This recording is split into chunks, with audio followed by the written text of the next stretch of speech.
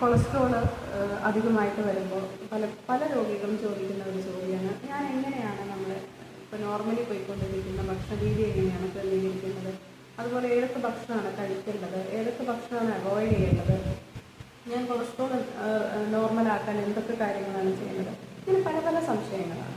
അപ്പം ആദ്യം തന്നെ നമ്മുടെ കേരളീയ ശീലത്തിലുള്ള പ്രശ്നം എന്ന് വെച്ചാൽ നമ്മൾ 3 നേരം അരിയാഹാരം കഴിച്ച് ശീലിച്ച ആൾക്കാരാണ്. അപ്പം ഇത് തന്നെയാണ് ഏറ്റവും വലിയ പ്രശ്നം.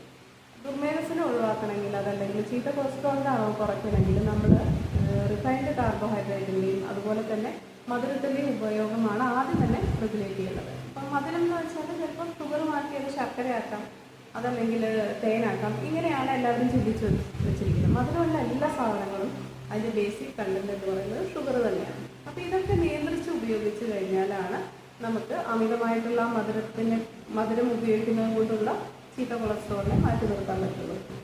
പഞ്ചസാരയ്ക്ക് പകരം തേനാക്കിയത് കൊണ്ടോ അതല്ലെങ്കിൽ ശർക്കര ആക്കിയത് കൊണ്ടോ നമ്മുടെ ഉള്ളിലേക്ക് കഴിക്കുന്ന മധുരത്തിൻ്റെ അളവ് കുറയുന്നില്ല. ഒരു ചെറിയൊരു വ്യത്യാസം എന്ന് പറഞ്ഞാൽ അതിൽ പഞ്ചസാരയുടെ ഷുഗർ കണ്ടൻറ്റ് കൂടാതെ ബാക്കിയുള്ള കുറച്ചുകൂടി കണ്ടൻസ് ശർക്കരയിലോ അതല്ലെങ്കിൽ തേനിലോ അടങ്ങിയിട്ടുണ്ട്. അപ്പോൾ ആ ഒരു ചെറിയ വ്യത്യാസം എന്ന് പറയുന്നത് ആ ഒരു ചെറിയ വ്യത്യാസം കൊണ്ട് ഡ്രാസ്റ്റിക് ചേഞ്ച് ഉണ്ടാവില്ല. നമ്മൾ അതിൻ്റെ ഉപയോഗം വെളുത്ത പഞ്ചസാര മാറ്റിക്കഴിഞ്ഞ് ഉപയോഗിച്ചിട്ട് പ്രത്യേകിച്ച് അതിൽ നമുക്ക് ചീത്ത കൊളസ്ട്രോളിനെ ഒഴിവാക്കാനോ അല്ലെങ്കിൽ കുറയ്ക്കാനോ പറ്റില്ല. രണ്ടാമത് വരുന്നത് കാർബോഹൈഡ്രേറ്റ്. റിഫൈൻഡ് കാർബോഹൈഡ്രേറ്റ് എന്ന് വെച്ചാൽ വളരെയധികം കോൺസെൻട്രേഷനിലുള്ള കാർബോഹൈഡ്രേറ്റാണ്. അത് സ്റ്റാർച്ചിൻ്റെ കണ്ടൻറ്റ് കൂടുതലുള്ള എല്ലാ ഭക്ഷണങ്ങളിലും കാർബോഹൈഡ്രേറ്റ്. അതായത് നമ്മുടെ ഇപ്പോൾ നോർമലി നമ്മൾ ചോറ് കഴിക്കുന്നത് വെള്ള അരി ചോറാണെങ്കിൽ അത് ബ്രൗൺ റൈസോ അതല്ലെങ്കിൽ മട്ട അരിയോ ആക്കി കഴിഞ്ഞാൽ ഒരു പരിധി വരെ നമുക്ക്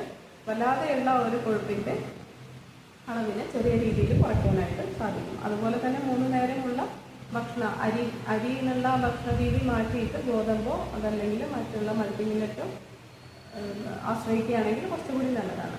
മൾട്ടിമില്ലറ്റ് ഉപയോഗിക്കുമ്പോൾ അതിൽ ശ്രദ്ധിക്കേണ്ട കാര്യങ്ങൾ, കിഡ്നി ഡിസീസ് ഉള്ളവർ അതല്ലെങ്കിൽ ഡൈജഷന് വേറെ പ്രശ്നമുള്ളവരൊക്കെ അവരവർക്ക് പറ്റിയ മില്ലറ്റ്സ് തിരഞ്ഞെടുക്കേണ്ടതാണ്. അതല്ലെങ്കിൽ അവർക്ക് ഗ്യാസിൻ്റെ ഇഷ്യൂസും അതുപോലെ കിഡ്നി ഫംഗ്ഷനിൽ വേരിയേഷനൊക്കെ കാണാൻ സാധ്യതയുണ്ട്. അതുപോലെ തന്നെ മൈദ എന്ന് പറയും എല്ലാവരും.